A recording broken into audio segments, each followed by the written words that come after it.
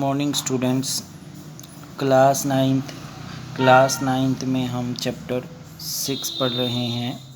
Chapter 6 है हमारा tissue means उत्तक में हमने अब तक कॉम्प्लेक्स परमानेंट टिश्यू के बारे में पढ़ा था। आज हम पार्ट 8 करेंगे। पार्ट 8 में आज हम एनिमल टिश्यू के बारे में पढ़ेंगे। एनिमल टिश्यू का मीन्स होता है पार्ट 8 है ये।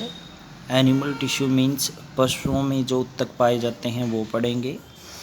When we breathe, we can actually feel the movement of our chest। जब हम क्या करते हैं, सांस लेते हैं या छोड़ते हैं, तो हम क्या फील करते हैं, क्या अनुभव करते हैं। हमारी जो चेस्ट है, हमारी जो छाती है, ऊपर की तरफ और नीचे की तरफ मूव करती है। How do these body parts move. ये बॉडी पार्ट्स क्यों मूव करते हैं? मसल सेल के द्वारा। For this we have specialise cell called muscle cells. जो मसल्स होती हैं वो हमारे पार्ट्स को मूव करने में सहायता करती हैं, इसलिए मसल सेल्स के द्वारा हम मूव करते हैं। The contraction and relaxations of the cell result in movement. इनकी कॉन्ट्रैक्शन, इनका सिकुड़ना और रिलैक्सेशन, इनका रिलैक्स हो जाना ही क्या करता है, गति करवाता है। याद रखना, अगर पेपर में पूछा जाए कि मसल सेल्स कहाँ पे प्रेजेंट होती है, हमारे सभी बॉडी पार्ट्स में प्रेजेंट होती है, जो मूव करवाने का काम करती हैं। मसल सेल्स का कार्य क्या होता है, मूवमेंट होता है। उसके बाद है हमारे पास जैसे स्टमक दिखाया गया है, यहाँ पे स्टमक का छोटा सा पार्ट लिया गया है, बिल्कुल इतना सा। माइक्रोस्कोप के द्वारा देख रहे हैं हम ये। माइक्रोस्कोप में हमने देखा इसमें, तो इसका फिर छोटा सा पार्ट ले लिया है, इतना सा छोटा सा बिल्कुल। तो इसमें हमने क्या देखा कि इस तरह की सेल, ये देखो, इसमें स्पिंडल शेप सेल पाई गई हैं। कौन सी पाई गई हैं? स्पिंडल शेप या स्मूथ मसल फाइबर। ये देखेंगे, ये रहा हमारा, देखो ये यहाँ पे, इसको फिर छोटा सा पार्ट लिया गया है यहाँ पे। ये देखो यहाँ पे ये सेल पाई गई है हमारे स्टमक में। तो इस तरह से हम पढ़ेंगे। उसके बाद है हमारे पास नेक्स्ट, ध्यान देंगे,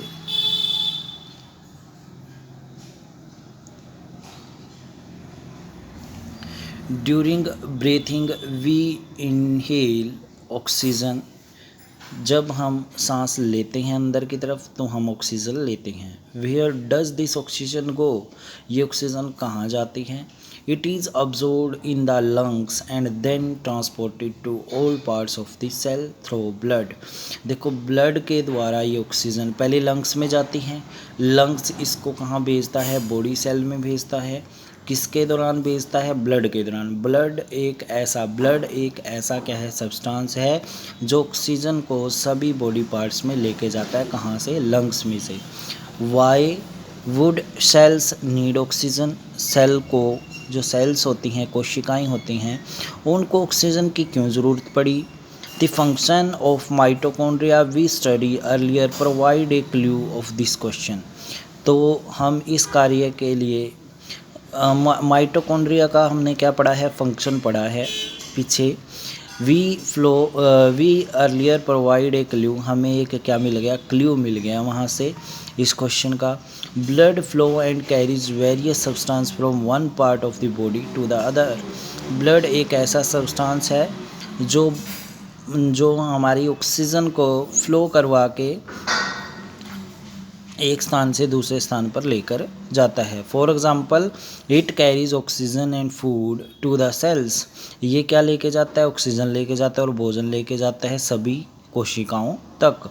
it also collect wastage from the all part of the body and carries them to the liver. और ये क्या करता है? कोलेक्ट करता है वेस्टेज को सभी पार्ट से और उसको कहाँ लेके जाता है? लीवर तक। एंड किडनी फॉर डिस्पोजल, और किडनी तक, ताकि उनका डिस्पोजल फेंका जा सके, उनको बाहर निकाला जा सके। Blood and muscles are both example of tissue.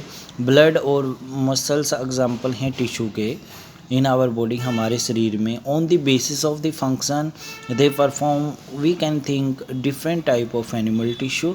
देखो, हम अलग अलग तरह के एनिमल टिश्यू के बारे में पढ़ेंगे, such as epithelial tissue, connective tissue, muscle tissue. देखो ये टिश्यू के नाम है, कई बार पेपर में पूछे जाते हैं कि हमारे शरीर में कौन कौन सी टिश्यू पाई जाती हैं। तो ब्लड मसल्स तो हम पढ़ ही चुके हैं, उसके अलावा भी हैं जैसे epithelial tissue, connective tissue, muscular tissue, nervous tissue. Blood is a type of connective tissue, दोबारा दे दिया है। Muscle form muscular tissue, muscle से क्या बनती हैं, मस्कुलर टिश्यू बनती हैं, ये मैं बता ही चुका हूँ पहले भी। और उसके बाद है हम इनको डिटेल में पढ़ेंगे। हम डिटेल में कैसे, देखो एपिथेलियल टिश्यू फर्स्ट है क्या, एपिथेलियल टिश्यू, हम इनको बाह्य तक भी बोल सकते हैं। एपिथेलियल टिश्यू को देखेंगे, द कवरिंग और प्रोटेक्टिव टिश्यू इन एनिमल, जो कवरिंग होती है या प्रोटेक्टिंग टिश्यू होती है पशुओं में उनकी बॉडी पर, वो किसकी बनी हुई होती है, एपिथेलियल टिश्यू की बनी हुई होती है। Epithelium covers most organ and cavity with in the body, हमारे शरीर में भी कुछ ऐसे हिस्से होते हैं जिनको ढक कर रखते हैं epithelial tissue. It also form a barrier to keep different body system separate. तो जैसे ये पेंसिल है, पेंसिल का ऊपर छिलका लगा हुआ है, ये जो अंदर वाले मटेरियल को अलग रखता है इन्वायरमेंट से, उसी तरह से एपिथेलियल टिश्यू अंदर वाले जो बॉडी पार्ट्स हैं उनके ऊपर कवरिंग है, वो अलग अलग पार्ट्स को अलग अलग रखती है। उसके बाद कह रहे हैं the skin, the lining of the mouth, the leaning of the blood vessel. देखो स्किन में लीनिंग ऑफ द माउथ, जो हमारे माउथ की लीनिंग है, इनर लीनिंग, ये leaning of the blood vessel, blood vessel की जो, ब्लड वेसल मतलब हमारी रक्त कोशिकाएं हैं जो उनकी बात कर रहे हैं, उनकी जो कवरिंग है। Lungs, alveoli and kidney tubules are made up of epithelium tissue.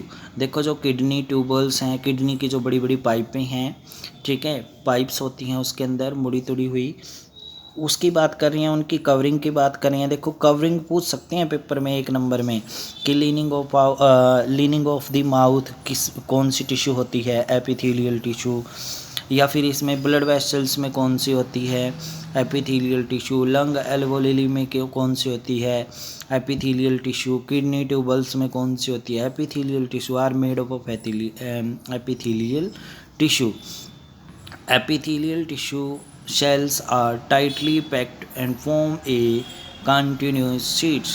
Epithelial tissue क्या करते हैं, टाइटली पैक्ड होते हैं और एक क्या बना लेते हैं, शीट बना लेते हैं। जैसे ये हमारा पेपर है, आपस में जुड़ कर पेपर की तरह एक क्या बना लेते हैं, शीट बना लेते हैं। देखो ये पेपर है हमारा, इस तरह से शीट बना लेंगे। उसके बाद है they have only A small amount of cementing material between them, और उनके बीच में कुछ सीमेंटिंग मटेरियल, जैसे हमारे दो ईंटों के बीच में सीमेंट लगती है, उसी तरह से सेल्स के बीच में क्या लगती है, सीमेंटिंग मटेरियल लगता है, ताकि उनके बीच में जो इंटरसेलुलर स्पेस है वो ख़त्म हो जाए। ऑलमोस्ट नो इंटरसेलुलर स्पेस, उनके बीच में स्पेस ख़त्म हो जाता है। ऑब्वियसली एनीथिंग एंटरिंग और living the body must cross at least one layer of epithelium. तो इसीलिए जिस मटेरियल को अंदर जाना होता है उसको एपिथेलियम क्या करनी पड़ती है, क्रॉस करनी पड़ती है। As a result permeability of the cells of various epithelia play an important role in regulating the exchange of material between the body and external environment, also between different part of the body। देखो इन्होंने कहा कि यहाँ पे क्या होगा, इसका result क्या होगा, जो परमेबिलिटी है सेल्स की, वेरियस एपिथेलिया की, मतलब अलग अलग ऑर्गन हैं उनके ऊपर जो कवरिंग है उनका बहुत महत्वपूर्ण रोल है यहाँ पे रेगुलेटिंग करने का। रेगुलेटिंग का मतलब होता है अगर कोई मटेरियल आता है तो स्किन के अंदर से आएगा, अगर बाहर जाता है वो भी है उसके अंदर से, बाहर से जाएगा, ठीक है। तो ये कह रही हैं कि बॉडी और बाहर वाले इन्वायरमेंट में जितना भी मटेरियल है उसको रेगुलेट करने का काम कौन करती है, एपिथेलियम टिश्यू करती है, ठीक है। Regardless of the type all epithelium is usually separated from the underlying tissue bye and extra cellular फाइब्रियस basement membrane. कहते हैं रिगार्डलेस, इसके अलावा ऑफ द टाइप, इसके अलावा एक जो इसकी क्या हैं टाइप्स हैं, all epithelium is usually separated from the underlying tissue by and extra cellular fibre, extra cellular fibre से बिल्कुल अलग होती हैं जो बेसमेंट मेम्ब्रेन का होता है उससे। उसके बाद है हमारे पास, आज के लिए हम इतना ही पढ़ेंगे, उसके बाद हम कल पढ़ते हैं पार्ट नंबर 9 में, यही पार्ट 9 में हम स्टार्ट करेंगे कल यहाँ से। आज के लिए इतना ही। अब इससे रिलेटेड क्वेश्चन आंसर करते हैं, देखेंगे। ध्यान देना है, 2 इम्पोर्टेंट फैक्ट हैं आज के लिए, epithelial tissue and muscular tissue.